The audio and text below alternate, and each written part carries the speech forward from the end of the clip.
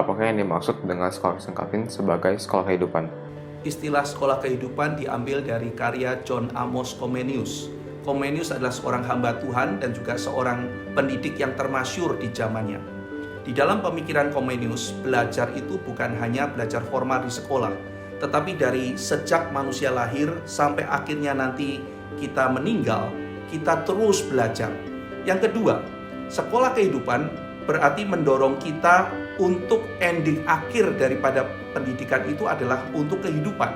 Sehingga belajar itu adalah untuk memperlengkapi kita supaya kita bisa hidup dengan baik. Mengutip pemikiran Nicholas Wolterstorff, kita bisa misalnya melihat hidup yang baik, misalnya hidup sebagai sebuah pribadi yang baik. Sebagai pribadi, kita perlu memikirkan misalnya, apa yang saya kejar ya? Saya ini siapa mengenai identity. Nah, dalam pemikiran Howard Gardner disebut kecerdasan eksistensial. Maka di sekolah juga perlu anak-anak diajarkan untuk memikirkan keunikan dia, bagaimana menggali potensinya, dan kira-kira tujuan apa yang mau dicapai dalam kehidupan ini. Apa yang menjadi panggilan dia sebagai anak Tuhan. Maka perlu sebuah peta, sebuah worldview, cara pandang yang memperlengkapi mereka menjalani kehidupan. Nah, itulah yang disebut dengan sekolah kehidupan. Di sekolah, anak-anak dididik untuk bersateduh dan membaca Alkitab setiap hari. Tetapi, mengapa masih ada anak-anak yang berbuat dosa atau melanggar peraturan di sekolah?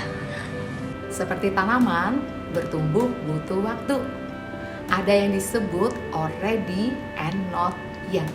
Kita sudah percaya kepada Tuhan, tetapi kita masih belum selesai dengan keadaan hati kita yang sering kali memberontak. Karena itu, kita harus terus bergantung kepada Tuhan. Apakah melakukan apapun atas nama sains merupakan hal yang etis? Memang ada kesan bahwa suatu negara dikatakan maju atau berkembang itu jikalau sains dan teknologinya maju. Nah, poin saya begini, ketika salah satu aspek gitu, apapun ya, mau dia ekonomi, ya mau aspek politis, atau misalkan sains, ketika itu yang menjadi paling utama, maka ini akan menjadi kecelakaan di dalam hidup manusia. Yang harus menjadi dasar dalam kehidupan kita adalah firman Tuhan, kebenaran dari Tuhan. Sains adalah aktivitas yang mulia, itu adalah panggilan di dalam mandat budaya bagi manusia.